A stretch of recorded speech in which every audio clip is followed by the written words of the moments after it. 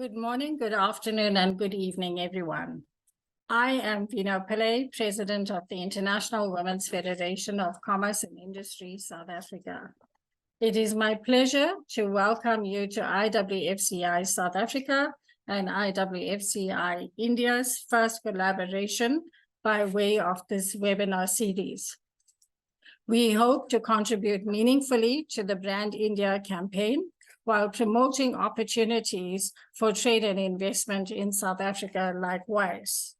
IWFCI is a non-profit, non-governmental, member-based organization established for the purpose of supporting women, entering business and developing trade across the globe, and we have a presence in 14 countries.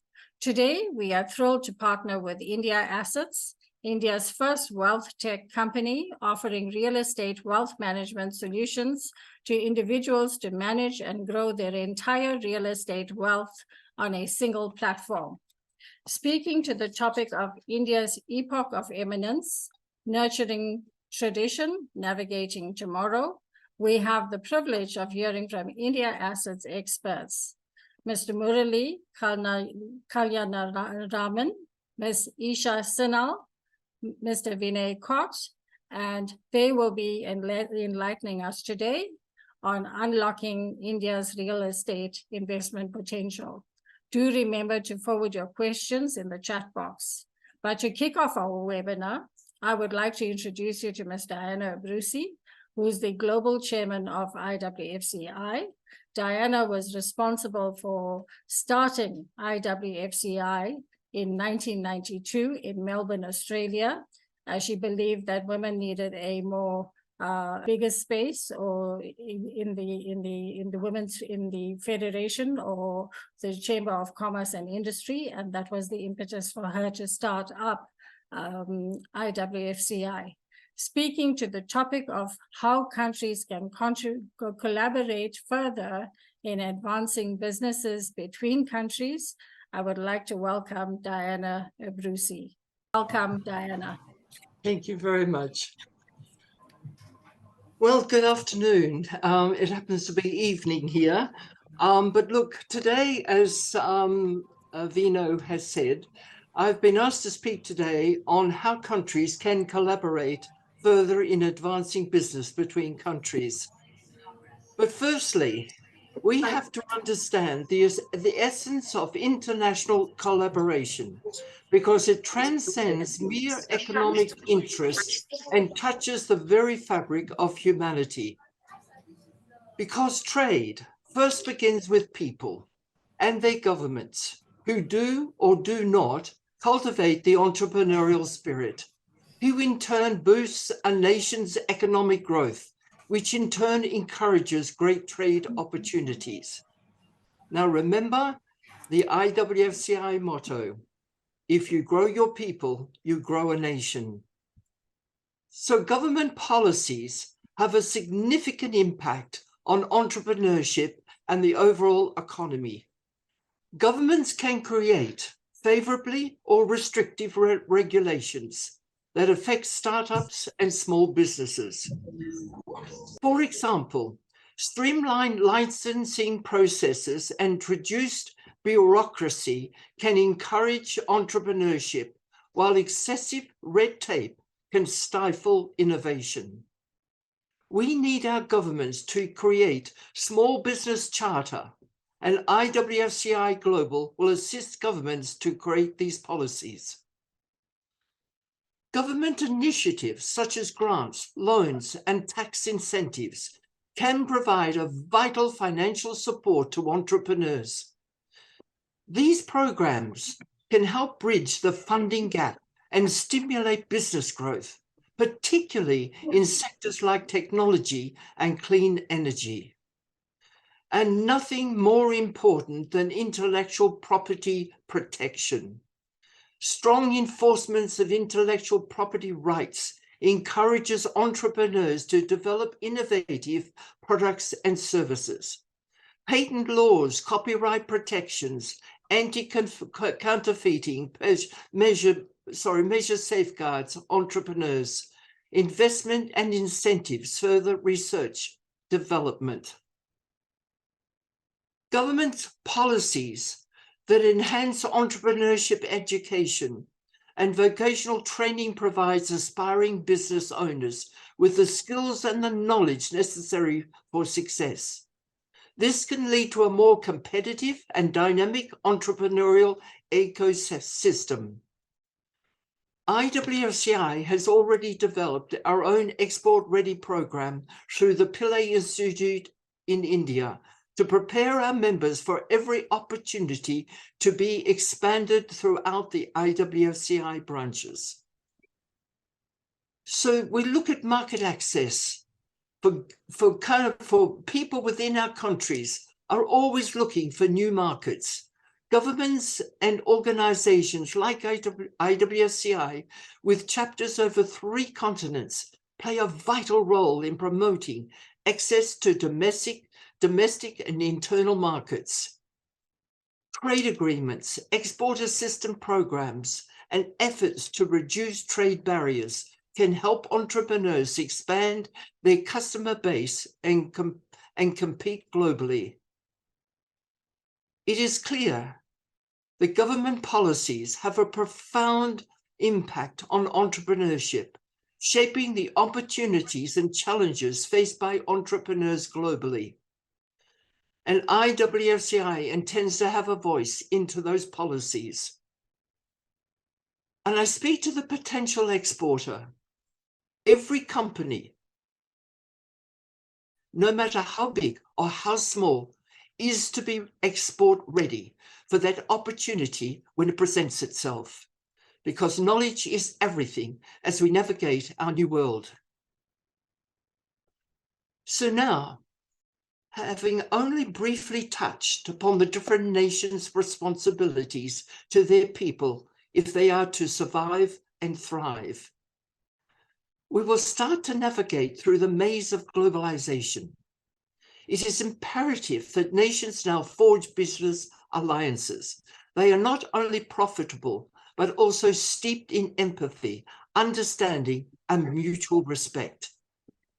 Today, I'm going to delve into how countries can aid each other in advancing businesses while maintaining a human-centric approach. The first cornerstone of any meaningful collaboration is the cultural exchange and understanding. In a global village, understanding and appreciating the cultural awareness of our partners, this is not a luxury, but a necessity. It's about seeing the world through their eyes. It's about understanding their fears, aspirations, and motivations. Countries can facilitate this understanding through cultural exchange programs, workshops, educational initiatives, and trade missions between our chapters. IWFCI in Melbourne, Australia, will be hosting in April 24 a strong women's delegation from South Africa, creating friendships and trust in navigating new markets for both. When we respect and understand each other's cultures, we lay a strong foundation for trust that is instrumental in fostering fruitful business relationships. So now we're moving on to the realm of shared regulatory frameworks. A harmonized regulatory landscape is the bedrock of smooth business operations across borders. It is about establishing rules of the game that are fair and transparent, and mutually agreed upon. Shared regulatory frameworks ease the process of doing business by reducing bureaucratic red tape, and it fosters a climate of trust and cooperation. When businesses operate under a common set of rules, they compete fairly, innovate, and grow together, eventually leading to a win-win scenario for all parties involved. Now let's turn our attention to the pivotal role of technology and knowledge transfer. In a world where knowledge is power, Sharing technology and expertise is akin to empowering nations. Advanced economies have the moral and strategic imperative to share technological know-how with developing nations. This transfer is not about charity, but creating long-term partnerships that are mutually beneficial. When we help build local capacities, we are not just fostering business growth. We are sowing the seeds of sustainability, equitable global development. So lastly, let's talk about investing in sustainable practices. The written account of business success is incomplete without the chapter on sustainability. Investing in sustainable business practices is not about preserving our planet for future generations, but also about creating resilience and self-sustaining economies. Countries can encourage sustainability through incentives, grants, and policy frameworks that promote green technologies and responsible business practices. When we invest in sustainability, we are not just enhancing our business prospects, but we are also making a statement about the kind of world we wish to live in and to leave behind. As I conclude, let me reiterate that the journey of fostering human-centric international business collaboration is a collective endeavor. It requires a paradigmic shift from competition to cooperation, from short-term gains to long-term sustainability, and from mere profit-making to value creation. It's about creating a global business ecosystem that is just not economically vibrant, but is all empathetic, inclusive, and humane. So finally, I say to you, let us strive to build bridges of cooperation, understanding, and mutual growth. Let's envision a global business landscape where prosperity is shared, where relationships matter, and where the human touch is the hallmark of every transaction. Without it, you have nothing. Thank you. Thank you, Diana, for your incredible, valuable insights and for helping us understand that IWFCI plays a pivotal role in influencing government with respect to policies and the important role government plays as well as technology. And on that note, I would like to introduce you to Dr. Daphne Pillay, who is the president of the International Women's Federation of Commerce and Industry, India, who will be giving us her remarks. Welcome, Daphne. Thank you, Vinu. I'm very privileged to be a part of this collaboration between IWFCI India and IWFCI South Africa.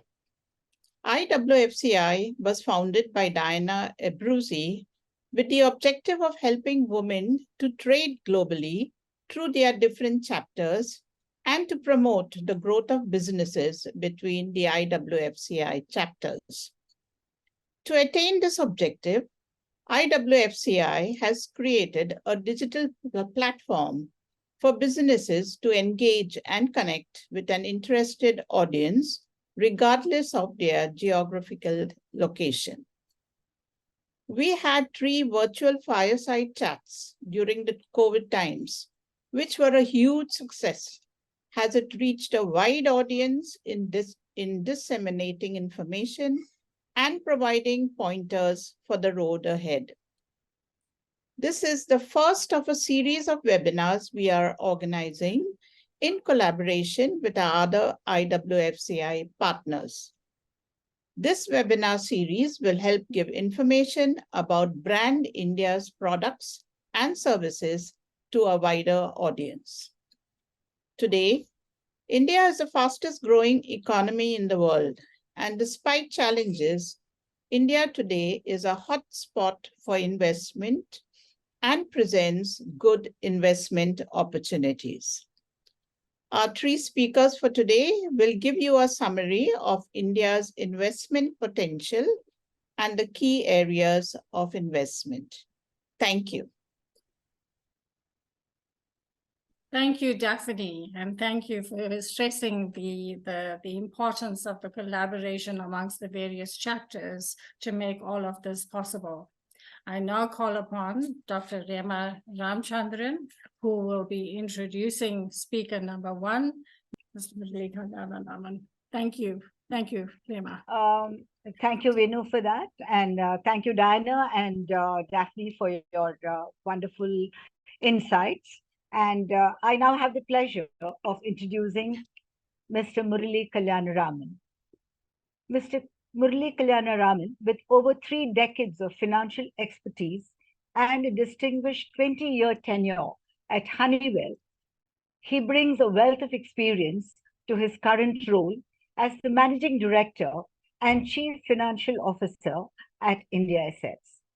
His seasoned leadership is characterized by a profound understanding of the global financial sector, having orchestrated high-level strategies that have propelled Honeywell's technology arm to new heights. At India Assets, Mr. Murali's role transcends the traditional confines of finance, as he infuses his deep-seated knowledge and strategic acumen into the fabric of the company's growth. His reputation as a financial virtuoso is built on a foundation of fostering innovation, implementing transformative growth strategies, and driving financial execution that aligns with the long-term product development. His approach to leadership is underpinned by respect for data and a passion for automation, which has not only modernized finance departments under his watch, but also turned them into critical contributors to organizational growth and effectiveness. As a mentor, Murali's guidance is invaluable, especially in an era where the confluence of real estate and wealth management is increasingly driven by technological advancement. Over to you, Mr. Murali.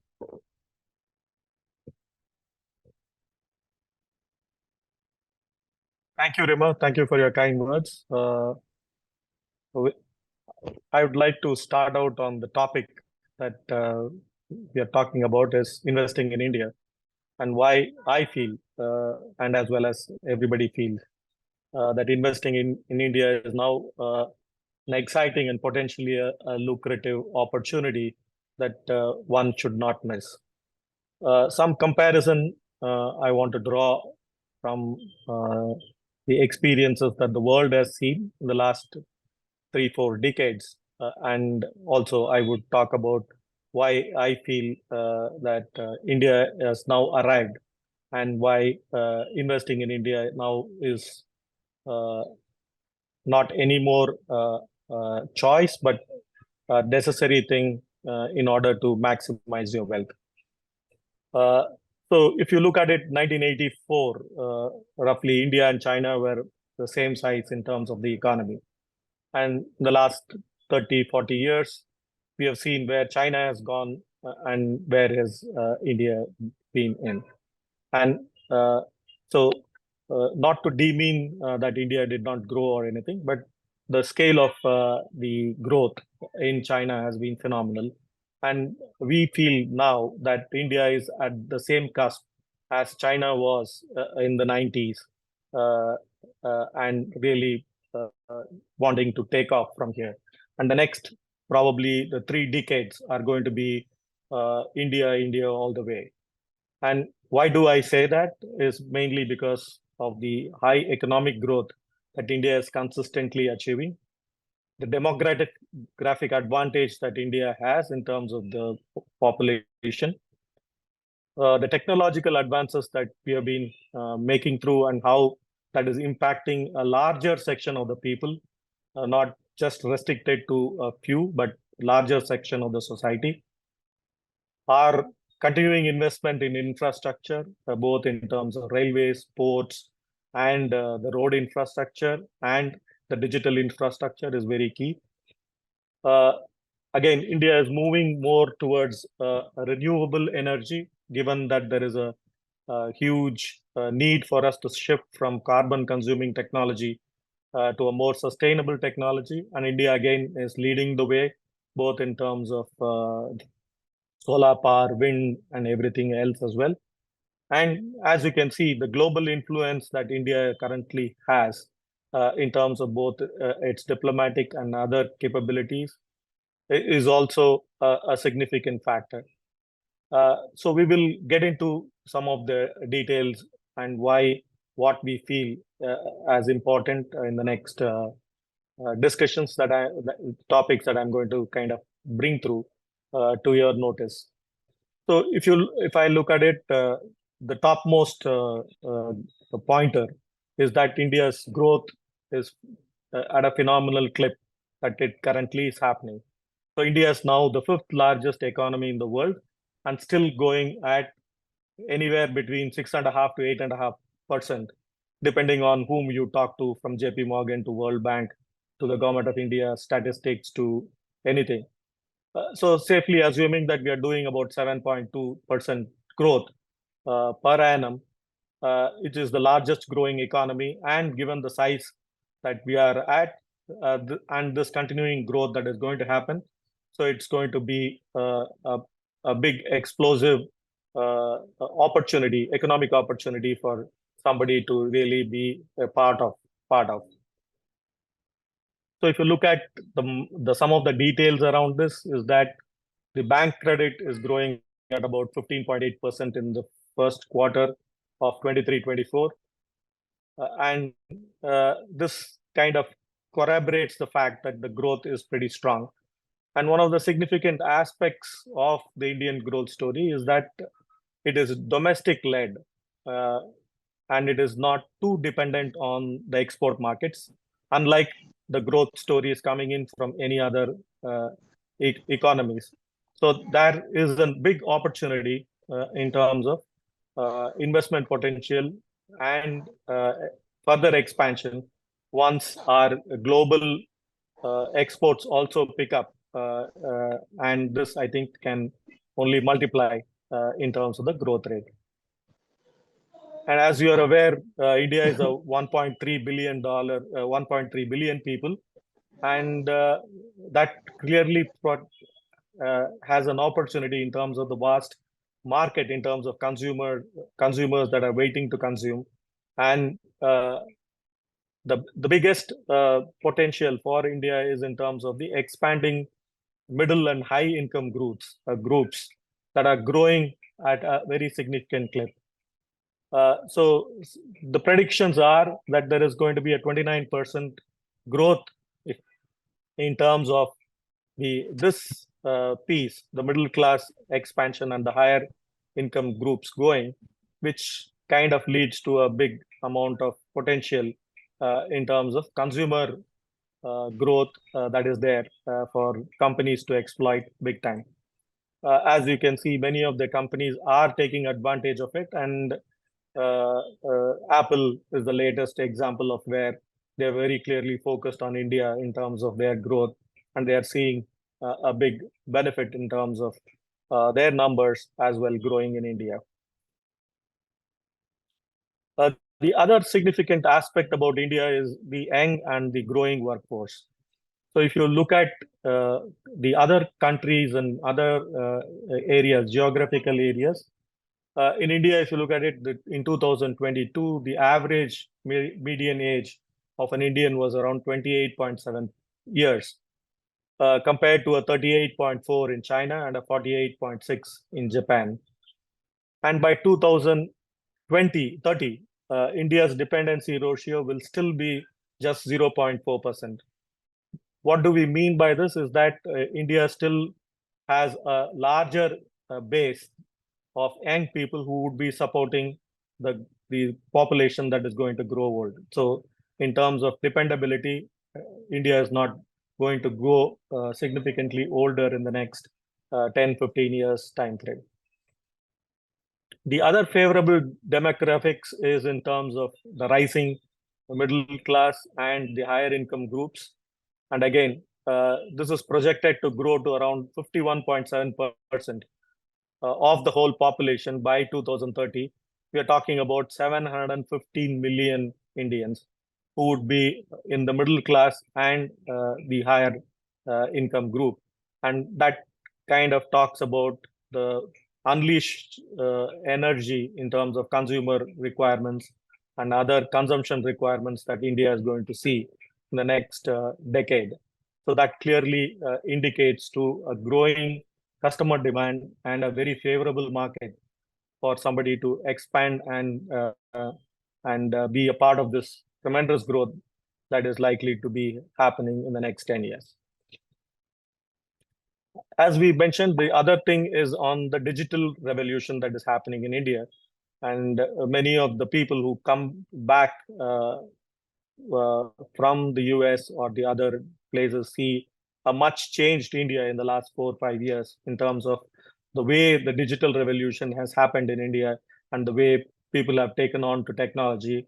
And that you can see in the number of digital payments that are happening right across in India, the e-commerce, the fintech, and the other digital services that even the government is pushing on in terms of the people, and also the direct transfers that the benefits accrued to the citizens are being transferred directly into their bank accounts rather than through other means, which can lead to a lot of corruption and other pilferage in the process. But by doing a direct transfer from government to the people, I think that is establishing also a different side of digital revolution for the common person, common man in India. Like I mentioned, there is all this cannot happen without a big push and development that is happening on the infrastructure side. And that's where a lot of investments by the government of India is happening around the infrastructure. So in the year 23-24, India is putting about $122 billion in terms of boosting the infrastructure, which is about 33% more than what we had spent in the last 4 or 5 years put together. And that is around 3.3% of our GDP, which is a significant outlay and likely to help boost the port infrastructure, the railways infrastructure, and the road infrastructure, so that the commerce can happen in a much seamless manner, and the port movements can also happen to very significantly and without much of a problem and with ease. There is a lot of reforms that are also happening on the government, and government is very conscious in pushing India as a global destination for investments. So there is a lot of initiatives that are being driven at the government level in terms of increasing the transparency and also increasing the ease of doing business in India. So I'm sure you would have heard that we did go ahead and implement full reforms in terms of global services tax, common tax across India that has been introduced, a single point tax, so that we avoid multiple touch points in terms of tax.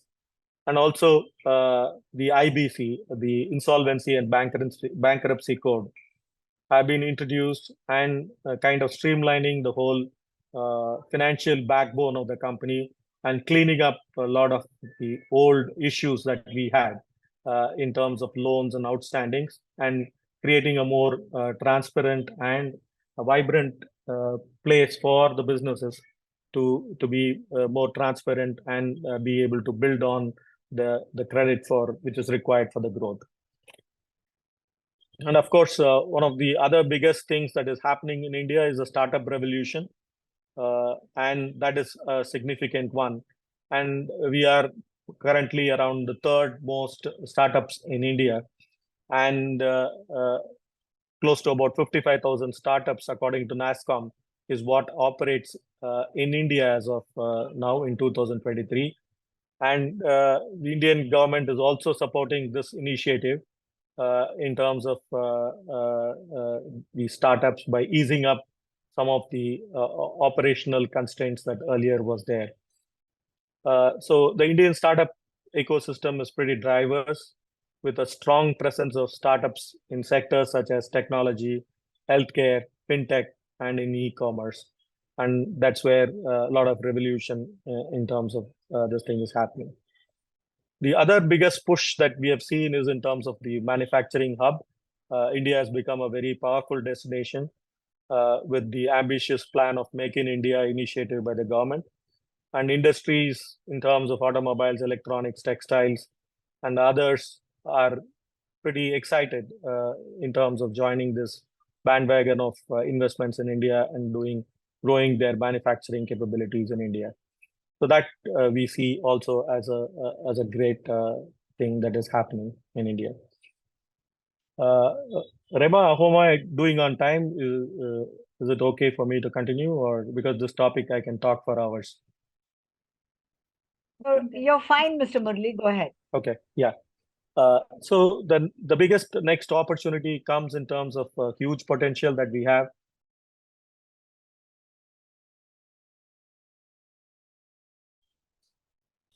You're mute.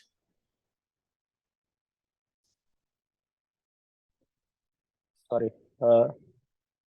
Agri-business is another opportunity space for India, for growth in India, where there is given the huge population that needs to be fed, and there is a lot of demand for now processed foods, technology with respect to agriculture itself, and improved farming practices that will be needed to kind of make sure that a smaller portion of the current farming population supports a larger population that is required for these kind of growth initiatives that India is driving. And in terms of sustainable 7.5%, 8%, you need better technologies, both in terms of farming in the agriculture space and as well as food processing to support that kind of a growth. The other biggest opportunity that we see also is in the tourism potential. India is again a very rich, diverse landscapes.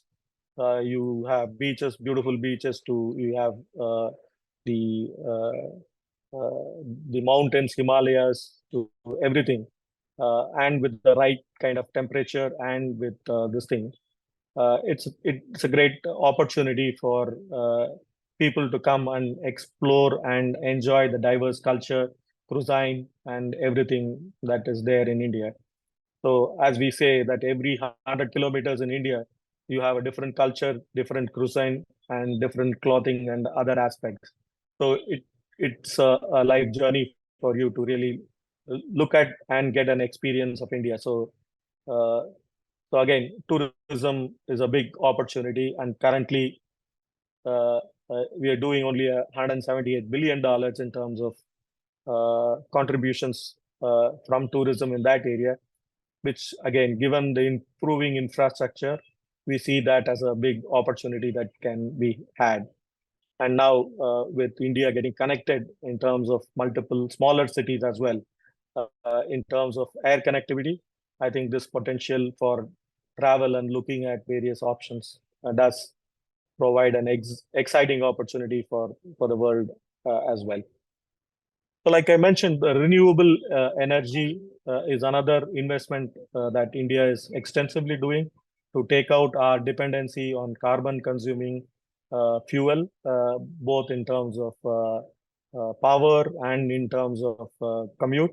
I think this is something that is seeing a biggest traction. And India is one of the largest investors in terms of solar capacity and windmill capacity. And also a significant traction is happening on the EV side in the vehicle space. And a lot of companies are investing further into EV technologies for the automobile commuting, intra-city commuting, given that the pollution levels and other challenges that are there. I think these are inevitable, logical moves that we should be moving towards in India, and that provides a significant opportunity. And of course, the research and development side, India is a powerhouse in terms of that. And most of the world companies, the who's who of the world, have their R&D labs and their research and technology arms in India. Like the place I stay, Bangalore, in the virtually a 10-kilometer space in Bangalore, you have the world's Fortune 500 companies having offices in India and having their offices and research and their technology arms in India and doing pretty well. So India is continuing and can help the world in terms of promoting innovation and development of technology at a faster and at a cheaper pace. And of course, given the huge population size and the labor that we have, India has a very competitive labor market, and that is also a thing that is kind of attracting most of the companies to set up their alternate facilities in India.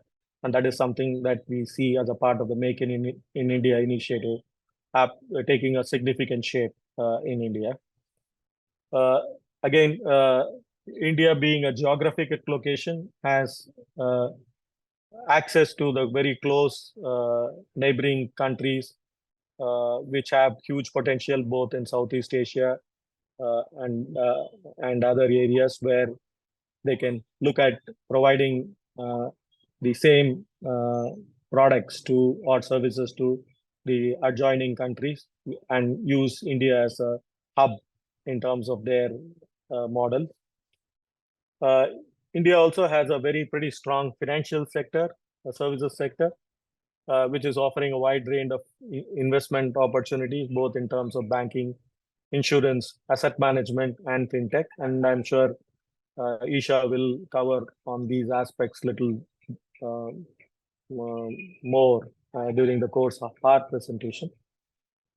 The other aspect is again on the healthcare sector, where there is an increasing demand for quality healthcare and services in India. India is also a biggest hub for medical tourism, and people across the world come to India for technology related treatments, and also the quality of the healthcare and the healthcare professionals that are there in India are quite exceptional. And of course, given the population is moving towards more middle and high income, there is a huge opportunity for in India in terms of the hospitals and other healthcare facilities that would be required, given the population moving into that area, creating to a lot of lifestyle and life care situations that it would be very much required in terms of the stays there. And of course, the pharmacy is a big opportunity, and India currently has huge investments already made in terms of quality pharma companies providing the medicines, basic medicines, and these things here.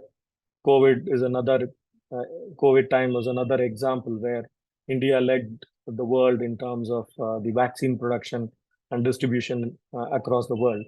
And that is something that India can continue to be leading in, and that is a great opportunity that continues to exist.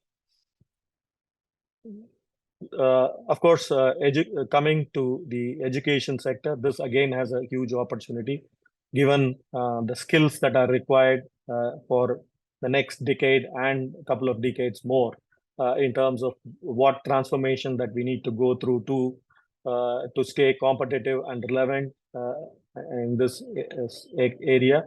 And that's where education, technology, and staying relevant in terms of vocational training hold huge promise, and there is a huge requirement. And the government has also identified that as a key area in terms of skill focus. And we have a lot of programs that run in terms of skill enhancement of the whole population, so that they can be more readily employable once they graduate out of their colleges. So the next important piece is the real estate market. So very significant opportunity exists in terms of real estate market in India, as the income level for in India grows, and we see a significant value of number of people, close to 715 people coming into the high income and middle income groups. And that's where we are seeing a good amount of private equity investments in India in real estate. That's about $4.2 billion as of 2023. And India is, of course, the world's largest real estate growing market.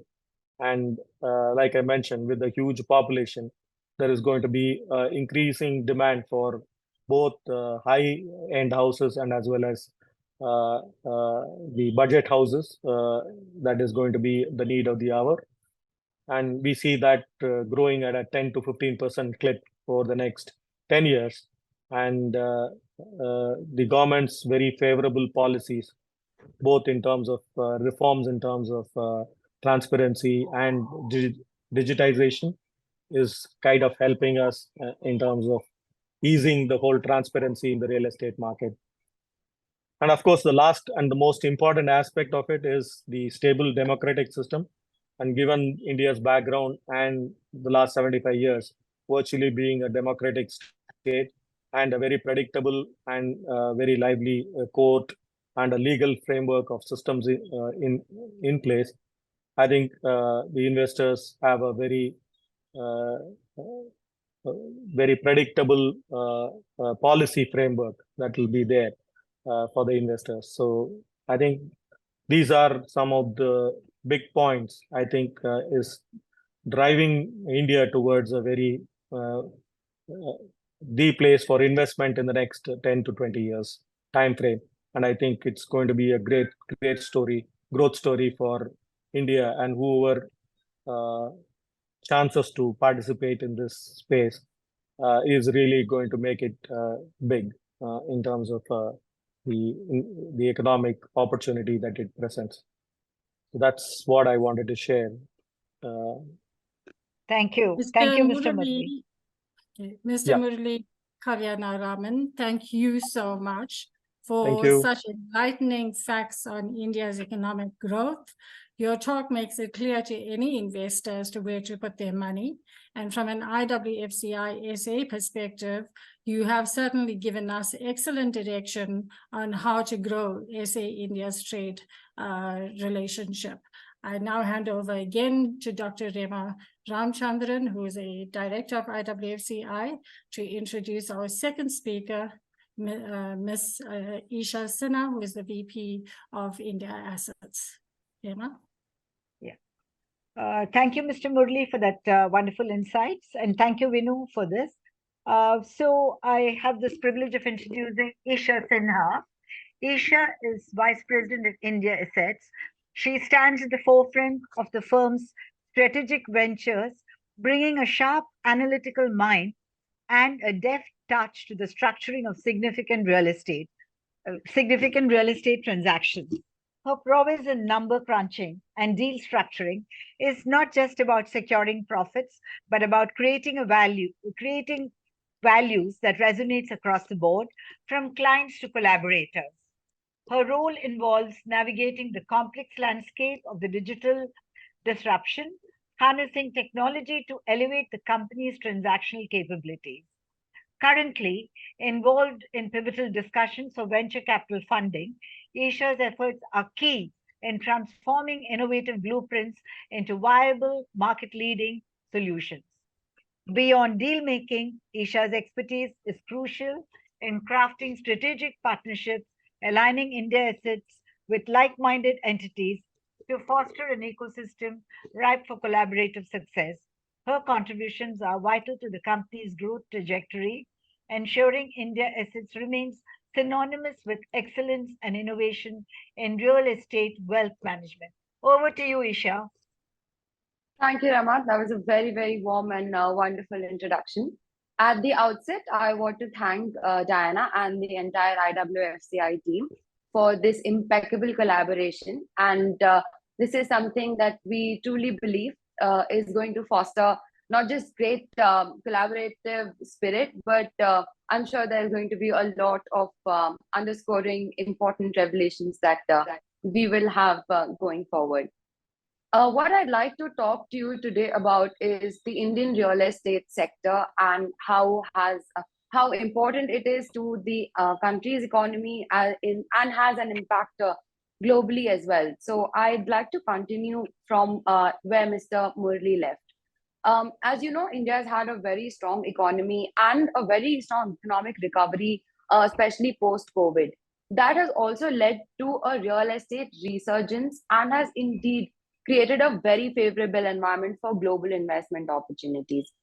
If you look at the Indian real estate sector, it is currently valued at about $250 billion, which is, you must savor this sector is expected to reach $1 trillion by 2030. And that is a significant growth in the Indian real estate sector. Being essentially an economically sensitive sector, real estate has rebounded and is completely headed northwards, especially in India. If you look at retail, hospitality, commercial real estate, all the sectors are growing significantly and providing the much needed infrastructure boost for India's growing needs. It also creates a very immensely lucrative opportunity for investor. So if you look at foreign investments in the Indian real estate, they were at $15 billion in the year 2022. And I'd like to bring attention of all the foreign investors who are sitting on the fence that everyone is increasingly realizing the potential of India's real estate market. The commercial real estate sector in particular has seen significant interest from global investors. If you look at growing urbanization, rise of the middle class, expansion of sectors like e-commerce, technology, creating demand for office spaces, logistic facilities, retail outlets. In fact, foreign investors who've been watching the Indian real estate market have also witnessed how the Indian housing trends are changing in favor of urban dwellings. And this trend is not limited to tier 1 cities only. It has also gone into tier 2 and tier 3 cities. Being an asset class of real estate offers a range of benefits, such as high growth potential, high returns on investment, stability, and safety of income. And it's one of the most lucrative investment options for consumers across demographics and across geographies. Being such a highly lucrative sector, there have been a lot of novel product offerings that have come into the real estate sector. So if you look at the traditional real estate, it's largely been residential buying and selling. But what people have come up with, putting properties on rental, which of course, again, is a traditional way to invest in residential properties, put them up on rent. The process is simple, requires a little investment initially, and then some maintenance and upkeep costs. But it is vital to ensure that the asset is free from legal hassles, following which it can either be acquired on lease or bought upfront, again, which increases the value of a property. If you look at the other newer new age investments that have come into real estate, you can look at vacation homes, wherein a lot of people put their assets available to others to stay in their properties, make it their home. Now, this vacation rentals have also picked up quite a bit in the Indian real estate residential scenario, particularly in areas like Goa, Ooty, Alibag, etc., wherein people can rent properties out for a shorter period of time and then enjoy returns of anywhere between 3 to 7%, depending upon seasonality. Now, this is a very lucrative way to turn a residential property into a yield generating property. If you look at commercial real estate, of course, that has seen one of the major rise in the real estate sector in the last 3-4 years. Commercial real estate sector also offers many lucrative opportunities other than just renting it out or buying or selling commercial real estate.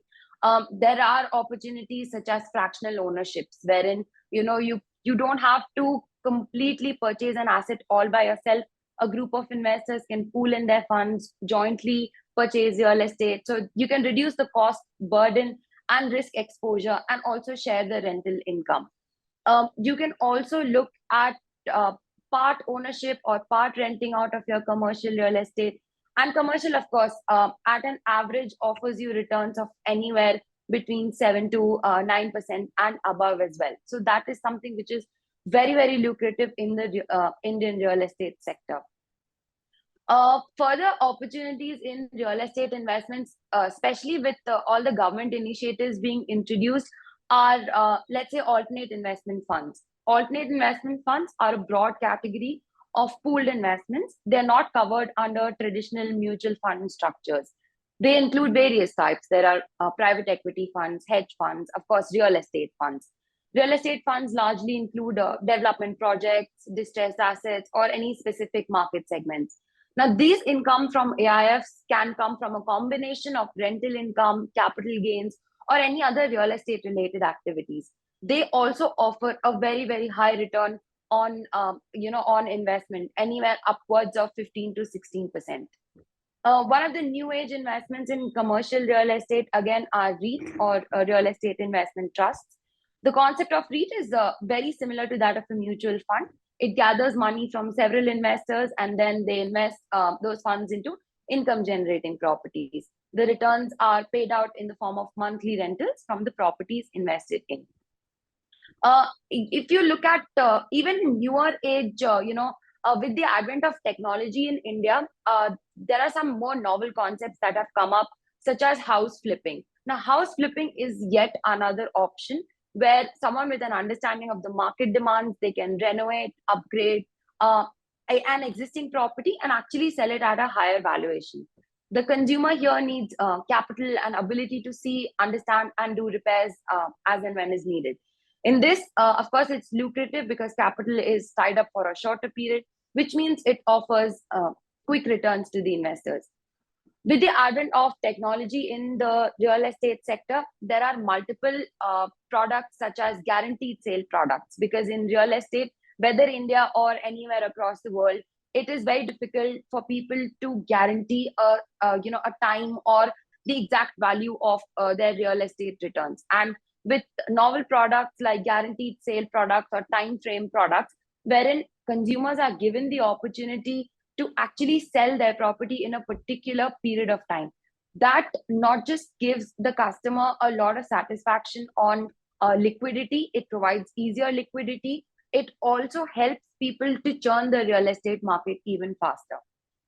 Something that India has been focusing on for quite a bit of time towards the end of the real estate sector is the significance of buildings which transcend beyond physical structure. They also embrace the community they serve. So the union of social ESG factors, sustainable building practices, that is fostering spaces that actually epitomize inclusivity and well-being of the entire community. There are designs that cater to diverse needs and accessible infrastructure. And Indian real estate is championing the cause of social equity. Governance and ethical building practices in India are providing the much needed boost. If you look at the Indian government, of course, has given a lot of impetus to the Indian real estate industry.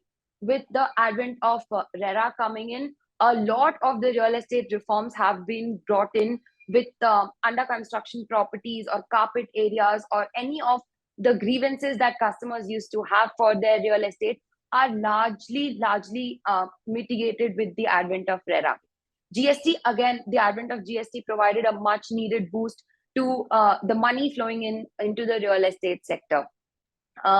Government has also provided a lot of reforms on online property registrations. If you look at the National Generic Document Registration System, which is the NGDRS, is an online property registration system. So you can actually register a property or buy or sell a property in India sitting anywhere in any part of the world. There are there are reforms for looking at accessing digital land records, initiating property registration digitally, e-stamping, online document verifications, digital signatures, saving your property documents into a digital locker, amendments to the IT Act wherein non-resident Indians can provide a digital power of attorney to people in India. All of these reforms are largely government driven and of course to amplify the entire real estate sector in India.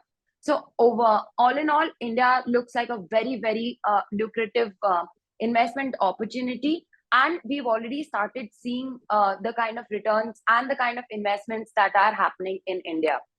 For us, or for an individual, largely real estate or all of these, options or avenues of investments in real estate might look like a daunting task.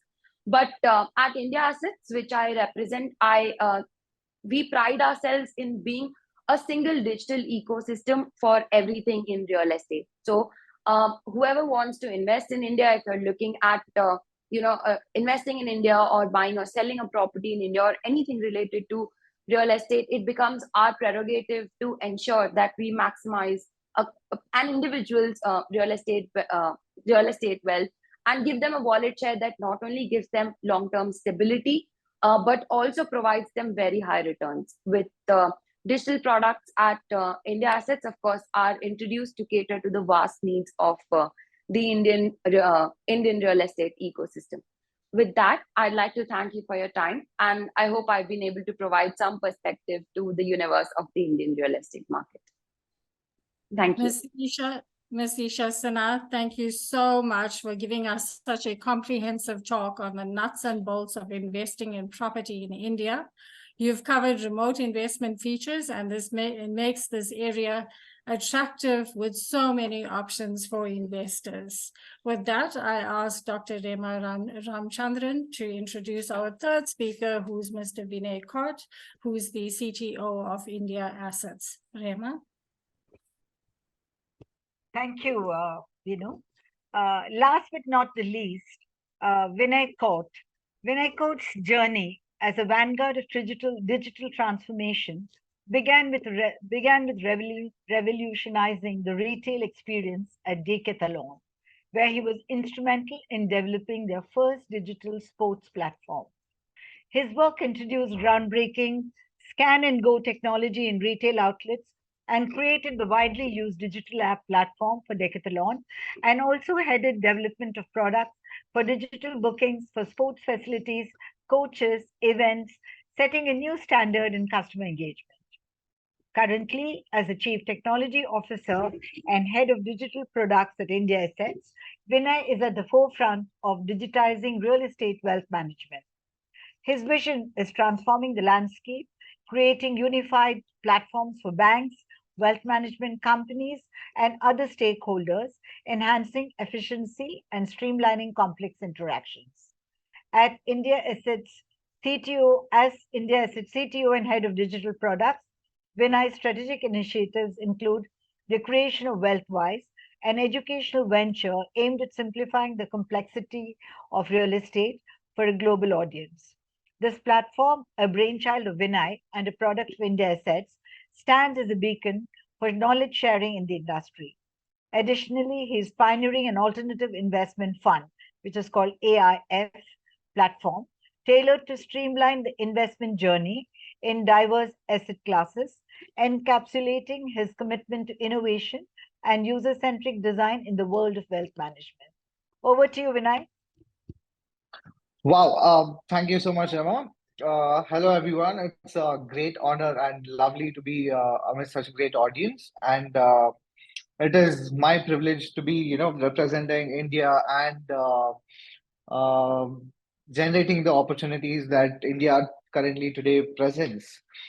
And most importantly, this afternoon, I want to tell you all a very interesting story. And thanks to the great and fabulous insights by Mr. Murli and Isha. But I want to tell you a story about what really happened with India and a few years. Right back in the 1980s or 90s, India was probably struggling with their forex reserves. We had to borrow some money, give out a lot of gold, etc. And when you fast forward and come back to today, India is one of the top 5 economies in terms of the GDP. It is the third in the world after China, USA, and then it's India, where it comes to the purchase parity per person. And how did this happen, right? There is a very interesting 5 to 10 years of India in the last, especially the last 5 to 10 years, where this digital boom or this digital transformation, there were, when you look back at it, there were in particularly two things that massively changed the face of Indian economy and what we are doing in the world today. And there was one day, perhaps a group of 10 to 15 people went inside a room and introduced a new product in the Indian telecom industry. And this was the company of Jio. And what these 10 to 15 group of people thought was that, voice in demand is inelastic. And by that, what I mean is if we make the voice free of cost, right? Nobody is going to speak 6 hours additional in a day.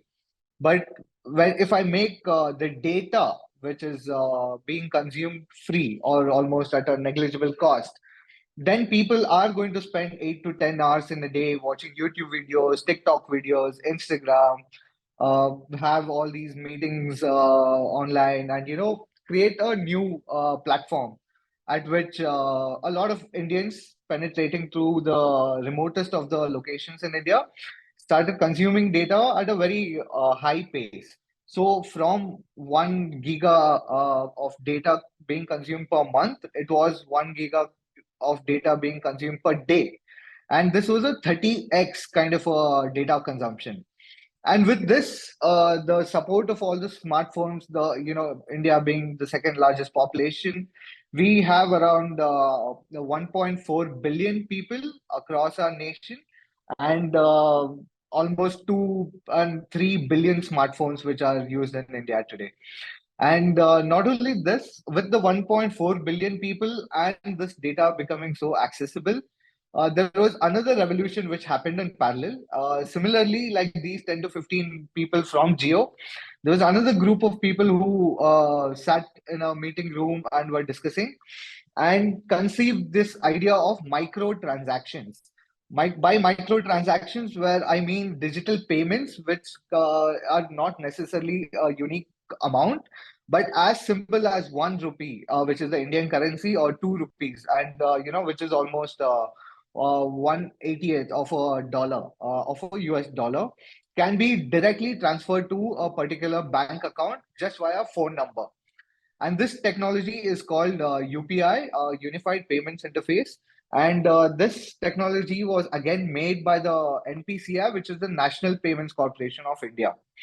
And with the data consumption and data becoming so easily accessible, and one of the highest countries in the world who consume so much data, and making the payments ecosystem completely seamless, were the two fundamental blocks which completely changed the of what happened in the next 8 to 10 years in India. So before that, before this particular incident happened, this was when UPI finally came out in 2016, and also Jio launched their entire data, discounted data, in 2016. Before this, probably this is how India grew. There were around 400 startups in India. Today we are about 85,000 startups in India, and this is just a span of a decade that I'm speaking about. And there were probably 28 to 30% of bank account holders in India. In a population of 1 billion plus, today there is 1,200 million, which is almost 1.2 million population of India hold digital bank accounts. And with the almost 1 billion of this population have access to the smartphones and this data, who are almost on YouTube. And how India became the largest consumption of YouTube content or TikTok content. And India is now one of the biggest markets for these people. And this is how India literally grew in its economical dominance, which today it is showing. When compared to the Western countries, predominantly their main way of building their economy and making money was advertising, where giants like Google and Facebook make almost 400 to 500 billion dollars every year just via advertising. Indian or the Indian market is very different. Unless you own a IPL franchisee, you will not be making money via advertising.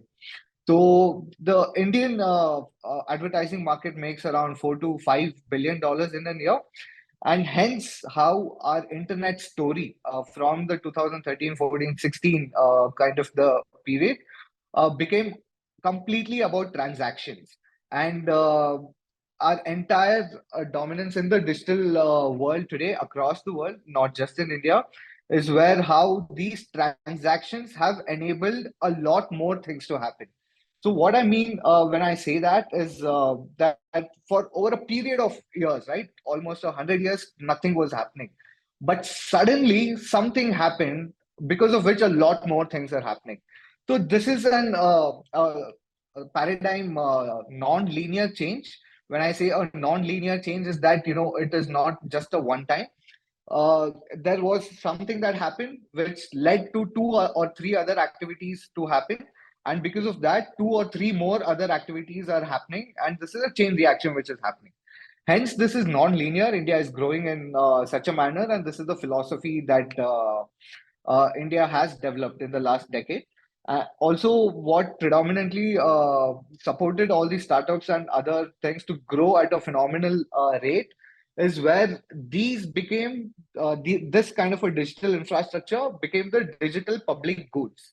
How we had railway systems in the past, or let's say airport develops a new city, such digital initiatives and digital public goods and infrastructure is what completely opened up to the entire nation to come up with new ideas and in a collaborative manner make things together which work together.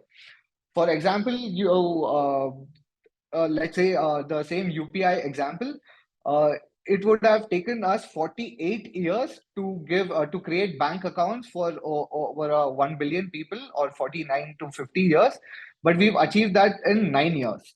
And this is just one example. Before this, all the merchants who were driving businesses, it could be offline businesses, retail business, it could be medical shops, hospitals, everyone. For a merchant to register and accept some form of payment with a digital POS or a POS machine in those days, it used to take a lot of investment first, because every machine is an investment. And for us to form that logistics and distribution, it took a crazy amount of time.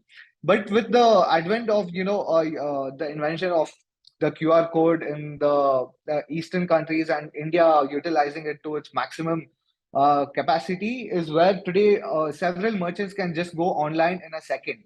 All they have to do is just scan a QR code, become a vendor, and start accepting digital payments. And this again was where around 6 million POS machines were put in 60 years of Indian independence. But from 6 million to reach 60 million digital POSes, we did not even take 6 years.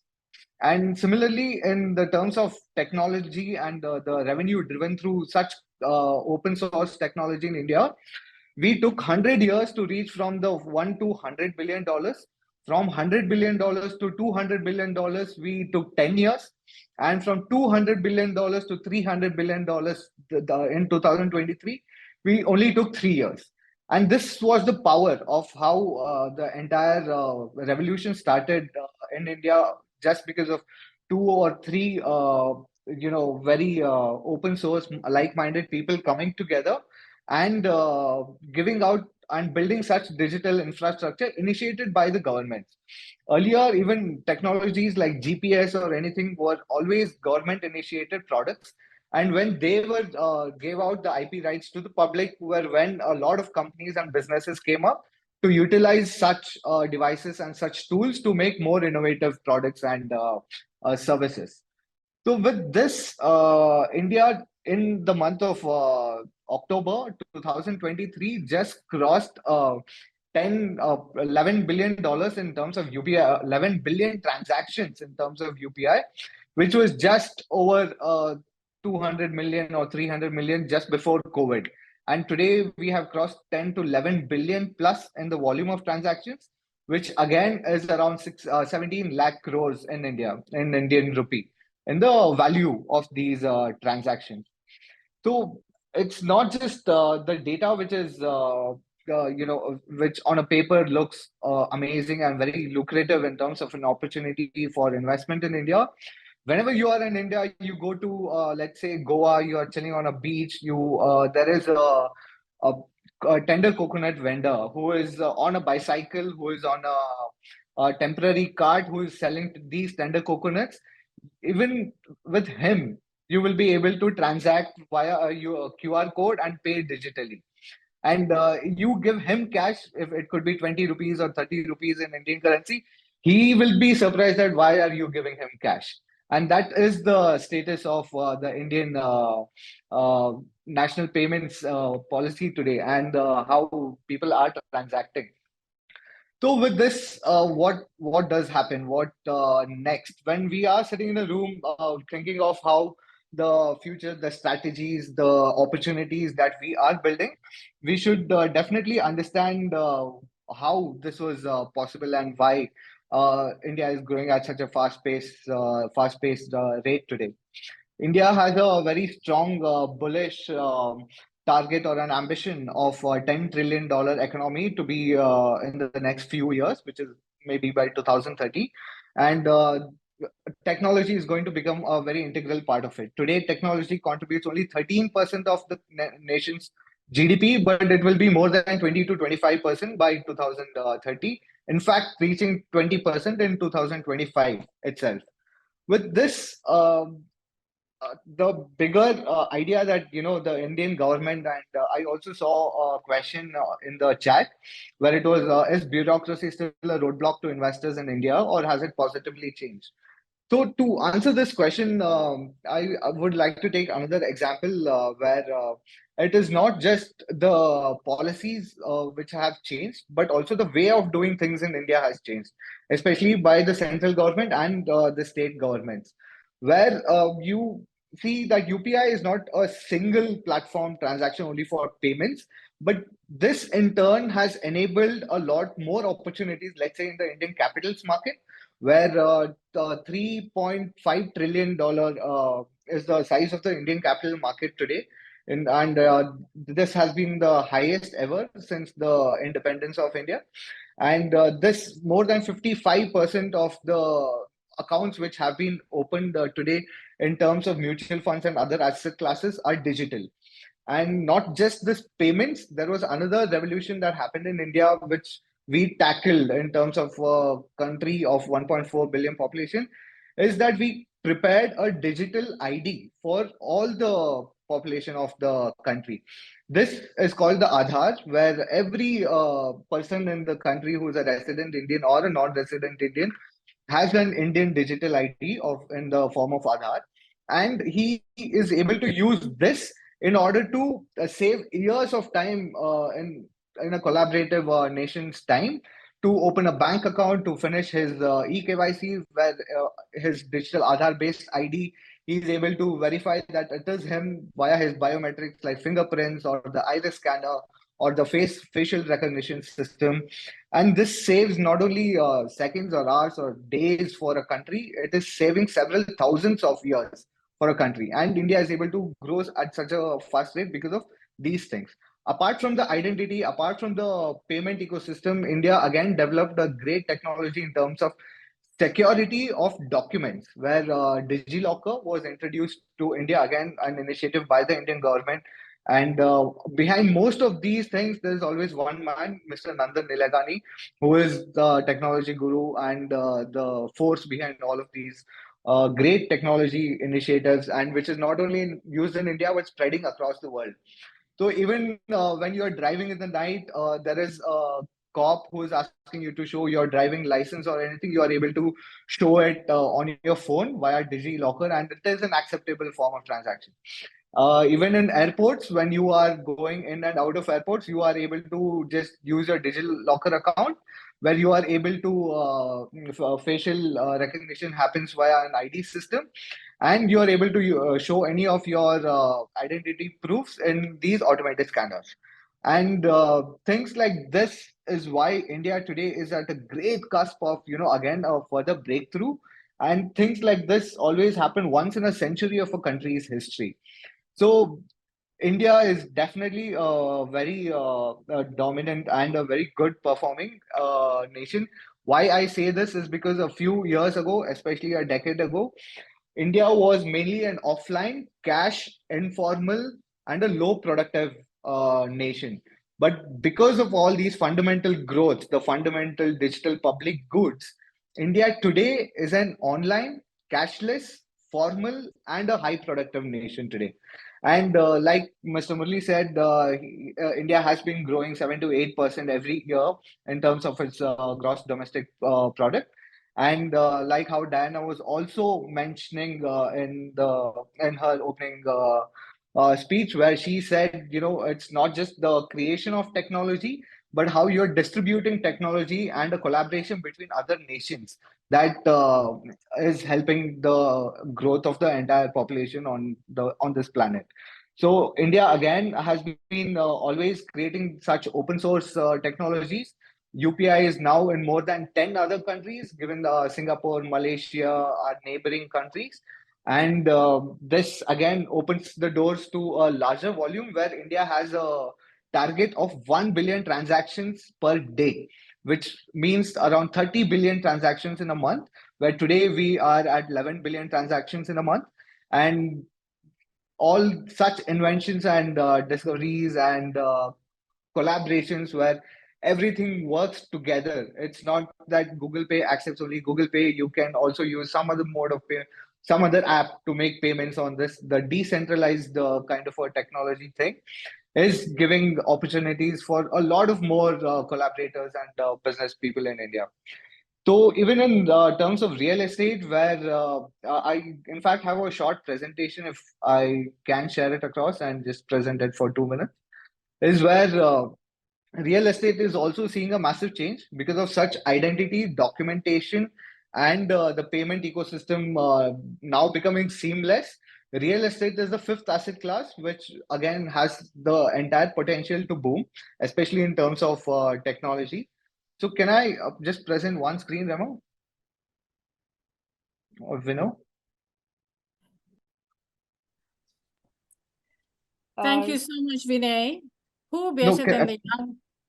can I just present my screen? I just wanted to I think present. we have to make you Subodh. co-host. Subodh. Subodh has to make. Subodh, Made. made. All right. You can share your screen. Mr. Vinay, you can share the screen now. It still says host disabled participants. It's not yet become a co-host. He's not yet a co-host. No? Okay, 1 minute, 1 minute.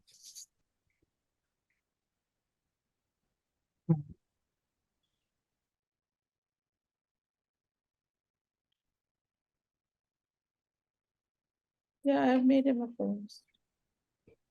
It's been done. He's already Vinay, a co-host. Yeah, no? You are a co-host. Nope, not yet. Oh, you Not yet. Rema, can I just share it with you? You can just put it up on your screen. Vinay, you just might want to go ahead and discuss. Yeah.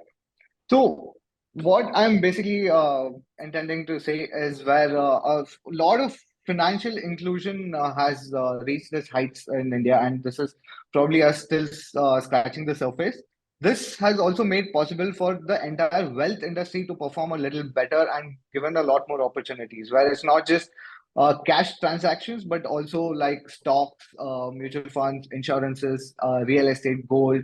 Even there's 55% of the gold bought in India today is digital gold. And real estate as well is one asset class which is undergoing this transformation, and India Assets is on the cusp of driving this transformation, where I am very excited to again, to head this technology and create such massive seamless technologies where people residing in India or outside India are able to transact real estate digitally. The main problems which were with identity, documentation, and payments have already been solved in India. So with these platforms now, becoming publicly accessible and we are able to leverage most of these products. I think it is time for where there is a public kind of a platform where all in one, let's say all the banks, wealth management companies put together are a part of India Assets, where the focus on the real estate asset class, also bridging the gap between the broker system and the other real estate agents who are driving this today offline. And of course, mainly the homeowners or the home seekers who today have fragmented journeys in terms of the other digital platforms or solutions that they have today. So India Assets is building completely open. So yeah, I'm able to share my screen now. Yeah. So what I was saying is this exactly, where predominantly offline compared to all other asset classes, where under 10% of real estate deals are digital due to the transaction complexities. Stocks has become a great asset class to easily invest, and more than 85% are digital investments today. Similarly, gold, mutual funds, and cash, like I was just talking about. But real estate, the main problems today in the world are where there is a lot of duplicate listings, and all these are mainly the digital solutions available today. So how India Assets is bridging this gap is again where via our technology we are creating again a lot of integrations with different client acquisition partners like banks and wealth management. So you are a HSBC customer, you again are enjoying a 50% discount to become an India Assets customer. And mainly our product where the entire real estate end-to-end journey is digital. So right from you viewing your real estate investments as a portfolio and tracking it real time on how much it is growing in each area, what your other properties are doing, which is a good performing property in your portfolio and a bad performing property in your portfolio. And when you want to exit out of an investment, you'll be again able to exit it digitally, because all the processes, right from documentation, your agreements, your signatures, your digital signatures, and a virtual tour of the property, everything is now being digitized with India is leading this entire thing. So real estate definitely great, always a great asset class where from ages people have been investing. But with these many number of companies coming up, data centers coming up, commercial needs coming up, real estate is of course booming in India first, and with technologies like India Assets, it will become very easy to invest in real estate and track your performance real time. One more thing that we are doing is, of course, Wealthwise, where it is a complete open source database of real estate knowledge, where anybody can come and learn about the processes and procedures and the terminologies used in the real estate market across the world, and which are applicable to mainly to the Indian market. So this was what I wanted to share with all of you today.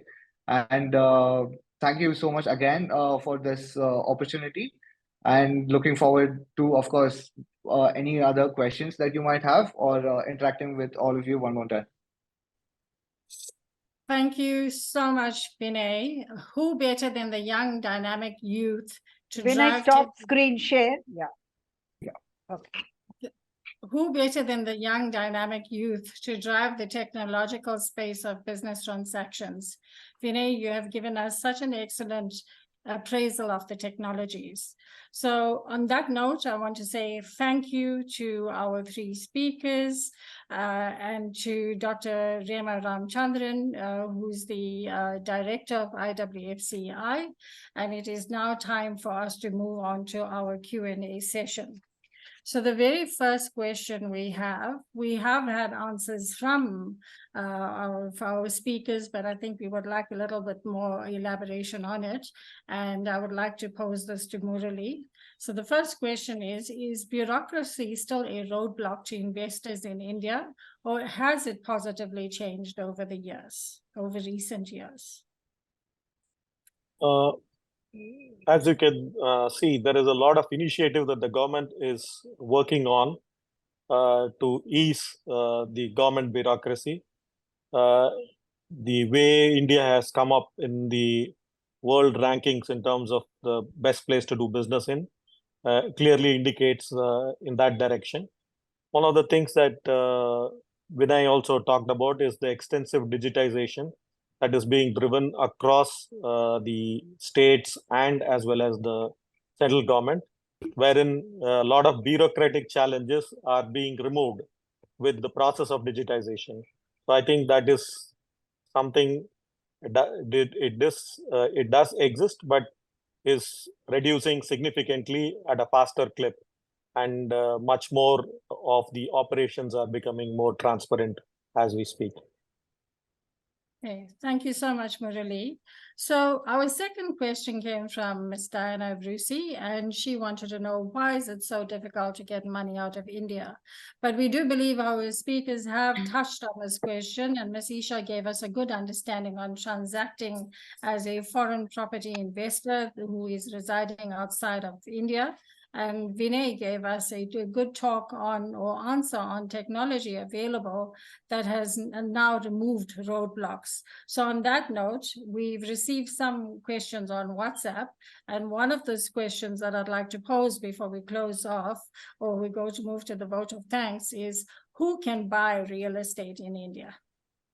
And Sure. for that, I would like to ask Isha if she could answer this question. Definitely. So I will take this opportunity. Of course, resident Indians are free to purchase property in India, and that could be land or residential or commercial property. So resident Indians residing in India have freedom to purchase any real estate property in India. Now, by resident Indians, I mean Indian citizens holding Indian passports who reside in India for a minimum number of days each year. If you look at non-resident Indians and PIOs, persons of Indian origin, NRIs and PIOs also largely have same property ownership rights as resident Indians. They can freely purchase property in India, except agricultural or ecological land, which is again subject to some RBI regulations. If we look at, let's say, foreign nationals, now foreign nationals who do not fall under the category of NRI or PIO categories, largely would believe that they shall be unable to buy property in India at any given point of time. However, that is not completely true. There are definitely certain restrictions to buying real estate in India. For foreign nationals, they may need to obtain certain specific permissions or adhere to RBI and FEMA or other regulatory authority guidelines. But let's say if you look at foreigners who are residing in India, who obtained a valid long-term visa or a resident permit, there are certain eligibilities to purchase property in India. However, again, it depends on what property is being acquired, where is it, and whether the entire regulation falls under RBI and FEMA regulations as well. Also, one of the other conditions that foreign nationals need to, of course, look at is the intended use of the property. Intended use of property purchase also plays a major part in, largely it should be used for residential purposes only. However, again, the regulations play a larger role into, coming into these investments. Let's say foreigners who do not have Indian citizenship reside outside of India and are also eligible to somewhere buy property in the country, but they need to fulfill conditions such as having stayed in India for a continuous period of 180 days or more in the previous financial year. So those are some of the requirements that every kind of whether it's an Indian resident, whether it's a non-resident Indian, a PIO, or a foreign resident. In fact, a foreign spouse of an NRI or overseas citizen of India or PIO, OCI and NRI specifically, are permitted to purchase property in India, again subject to certain conditions. But that is something that if required, if you are interested, if you definitely would like to look at property purchase in India, we definitely, we are always up for a discussion and to ensure that there are least roadblocks in your way to buying a property in India. Thank you, Isha. I think you've most definitely whet the appetites of NRIs. On that note, I want to say thank you so much. I think it brings us to the end of the Q&A session. And I now move on to Dr. Selina Joy, who is a director on the board of IWFCI India, to do the vote of thanks. Over to you, Selina. Thank you so much. Good evening. I'm pleased to propose the vote of thanks for this unique and exclusive global webinar organized by IWFCI South Africa and IWFCI India in partnership with India Assets. Let me begin by thanking our international chair of IWFCI, Diana Abruzzi, for her presence, mentorship, and words of wisdom. We thank the dignitaries and speakers of India Assets, Mr. Murli Kalyanaraman, Isha Sinha, and Vinay Koth, who have spared their time to share valuable insights into the real estate sector in India and the limitless opportunities for investment. It was like taking a master class. It was too fabulous. We thank the founder president of IWFCI South Africa, Vinu Pillai, founder president of IWFCI India, Dr. Daphne Pillai, and Dr. Rama Ramchandran, Director Services, for organizing this unique collaborative webinar. A big thank you to the Indian Consulate in South Africa, the Indian Business Federation in South Africa, Tamil Business Warriors, South Africa Chamber of Commerce Singapore, NRIs from Dubai, and members of Sir Optimus International who have supported and graced this event and made it truly memorable. I thank each member of the audience today who have spared their time to be present here today. I thank the faculty members of the Pillai Group of Institutions for their presence. I'm sure that each of us are taking back a wealth of knowledge on this topic. We are grateful and express our heartfelt thanks to Subodh Bagatyar for providing the technical support to conduct this event. Subodh, without you, we would not be able to possibly hold this seminar. Thank you so much. And lastly, I thank all the members of IWFCI India for your presence and support. Thank you very much. It was a wonderful afternoon, and enjoy the rest of the day. Thank you and bye-bye.